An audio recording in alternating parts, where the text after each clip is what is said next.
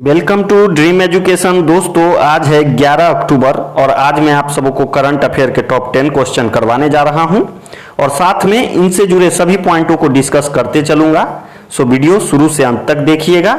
और हाँ दोस्तों, वीडियो का पीडीएफ आप लोगों को नीचे डिस्क्रिप्शन बॉक्स में मिल जाएगा, आप वहां से जाके इसको डाउनलोड कर सकते हैं। यदि आपको वीडियो पसंद आए, वीडियो का कंटेंट अच्छा लगे तो वीडियो को लाइक, शेयर और सब्सक्राइब कर लीजिएगा और साथ में बेल के आइकन को जरूर दबा लीजिएगा ताकि नए से नए वीडियो का नोटिफिकेशन सबसे पहले आपके पास तक पहुंचे। चलिए टाइम को वेस्ट ना करते हुए चलते हैं आज के पहले प्रश्न की ओर। देखते हैं पहला प्रश्न कौन सा है। किस राज्य की सरकार ने मुख्यमंत्री स्वरोजगार योजना का शुभारंभ किया है? तो इसका सही उत्तर हो जाएगा ऑप्शन बी, उत्तराखंड के सरकार ने अभी अभी मुख्यमंत्री स्वरोजगार योजना का शुभारंभ किया है। अब बात कर लेते हैं इससे जुड़े कुछ पॉइंट की। तो दोस्तों, इस आयोजन का उद्देश्य युवाओं को स्वरोजगार के लिए प्रोत्साहित करना और हरित ऊर्जा के उत्पादन को बढ़ावा देना है।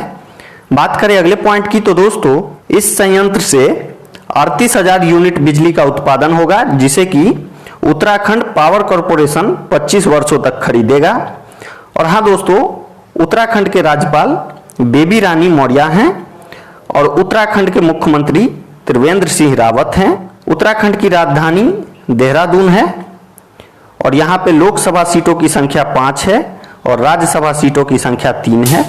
तो आप इन सभी बातों को ध्यान रखिएगा।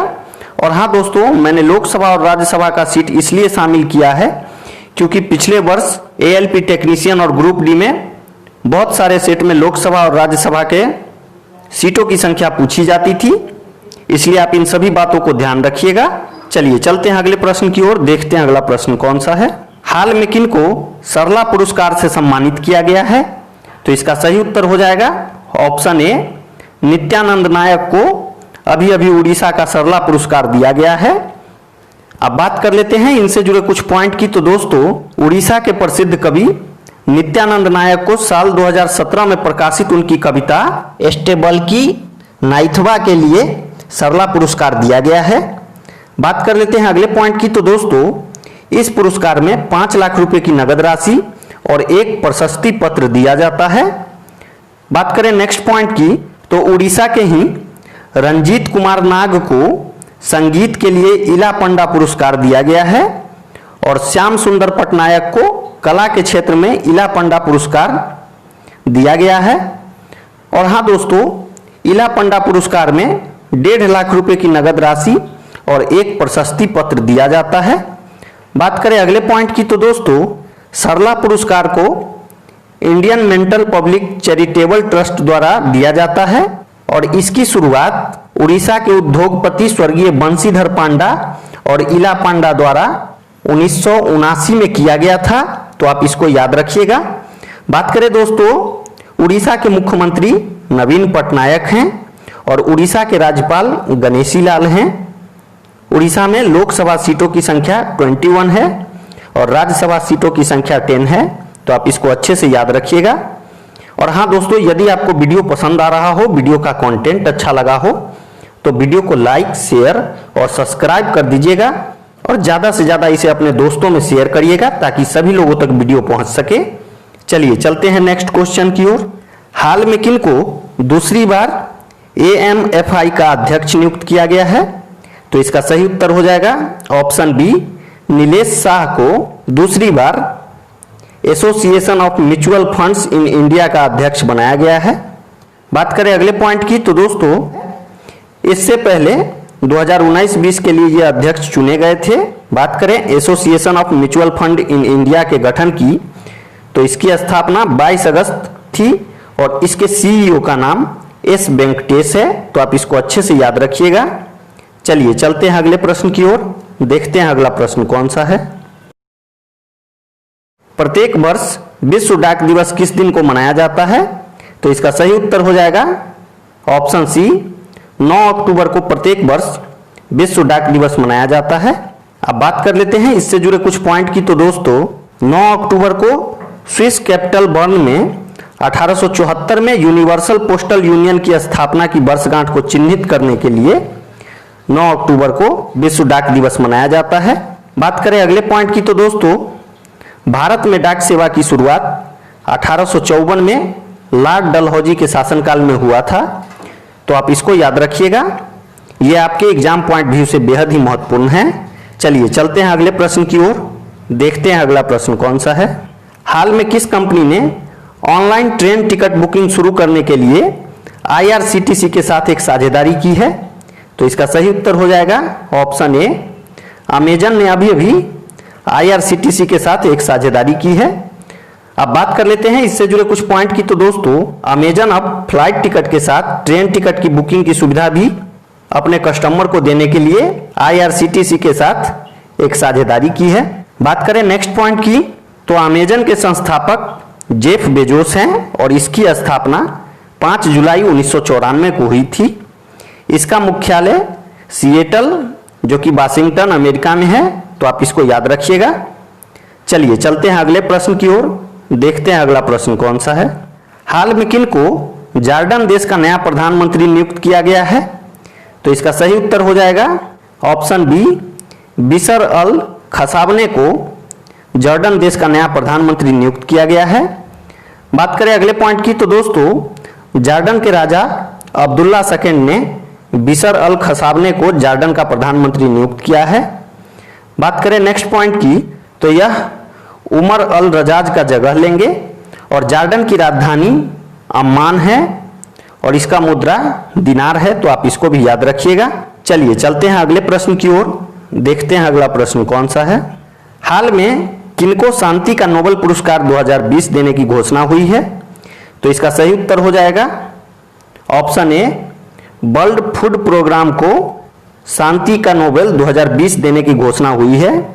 अब बात कर लेते हैं इससे जुड़े कुछ पॉइंट की। तो दोस्तों, दुनिया भर में भूखे लोगों की मदद करने वाली संस्था वर्ल्ड फूड प्रोग्राम 2020 का शांति नोबेल पुरस्कार जीत लिया है। अब बात कर लेते हैं, इस संस्था ने 2019 में 88 देशों में करीब 100 मिलियन लोगों को खाने में सहायता प्रदान किया है। तो दोस्तों, यदि अभी तक आपने हमारे चैनल को लाइक सब्सक्राइब नहीं किया है तो प्लीज लाइक और सब्सक्राइब कर लें और बेल के आइकन को जरूर दबा लीजिएगा, ताकि नए से नए वीडियो का अपडेट सबसे पहले आपके पास तक पहुंचे। चलिए चलते हैं अगले प्रश्न की ओर, देखते हैं अगला प्रश्न कौन सा है। हाल में नोबेल प्राइज विजेता साइंटिस्ट मारियो मोलिना का निधन हो गया, यह किस देश के थे? तो इसका सही उत्तर हो जाएगा ऑप्शन बी, मैक्सिको के रहने वाले थे ये। अब बात कर लेते हैं इनसे जुड़े कुछ पॉइंट की। तो दोस्तों, मैक्सिको के एकमात्र नोबेल प्राइज विजेता मारियो मोलिना का निधन हुआ है और इनका जन्म 19 मार्च 1943 को मैक्सिको सिटी में हुआ था। बात करें अगले पॉइंट की, तो इन्होंने अमेरिका के फ्रैंक शेरवुड रोवेल्ड के साथ और नीदरलैंड के पाल क्रूटजेन के साथ ओजोन परत को हुए नुकसान पर 1970 में कार्य किया था और इनको 1995 में नोबेल प्राइज दिया गया था। बात करें अगले पॉइंट की, तो मैक्सिको के राष्ट्रपति आंद्रेज मैनुअल लोपेज ओब्राडोर हैं और मैक्सिको की राजधानी मैक्सिको सिटी है और वहाँ की मुद्रा पेसो है। ठीक है दोस्तों, यदि आप डेली करंट अफेयर और साप्ताहिक करंट अफेयर देखना चाहते हैं तो आप हमारे चैनल को सब्सक्राइब करके चैनल का मेंबर बन सकते हैं। चलिए चलते हैं अगले प्रश्न की ओर, देखते हैं अगला प्रश्न कौन सा है। प्रत्येक वर्ष विश्व मानसिक स्वास्थ्य दिवस किस दिन को मनाया जाता है? तो इसका सही उत्तर हो जाएगा ऑप्शन ए, 10 अक्टूबर को प्रत्येक वर्ष विश्व मानसिक स्वास्थ्य दिवस यानी वर्ल्ड मेंटल हेल्थ डे मनाया जाता है। अब बात कर लेते हैं इससे जुड़े कुछ पॉइंट की। तो दोस्तों, इसका आयोजन world federation for mental health द्वारा किया जाता है और वर्ष 2020 में इसका थीम है मेंटल हेल्थ फॉर ऑल। दोस्तों, world federation of mental health के अध्यक्ष इनग्रिड डेनियल हैं और इसकी स्थापना 1948 में हुई थी। तो आप इन सभी बातों को ध्यान रखिएगा। चलिए चलते हैं अगले प्रश्न की ओर, देखते हैं अगला प्रश्न कौन सा है। किस राज्य की सरकार ने राज्य में सेंटर ऑफ एक्सीलेंस की स्थापना के लिए इजराइल के साथ साझेदारी की है? तो इसका सही उत्तर हो जाएगा ऑप्शन बी, मेघालय की सरकार ने राज्य में सेंटर ऑफ एक्सीलेंस की स्थापना के लिए इजराइल के साथ साझेदारी की है। अब बात कर लेते हैं दोस्तों, सेंटर ऑफ एक्सीलेंस है क्या?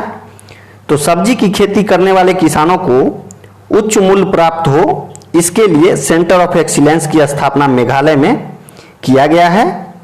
अब बात कर लेते हैं इससे जुड़े कुछ पॉइंट की। तो मेघालय के मुख्यमंत्री कनराड संगमा हैं, मेघालय के राज्यपाल सत्यपाल मलिक हैं और राजधानी इसका शिलोंग है। दोस्तों, इजराइल की राजधानी यरूशलेम है और इजराइल की मुद्रा शेकेल है।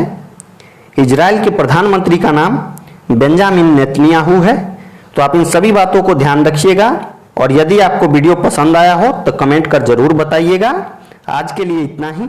Thanks for watching.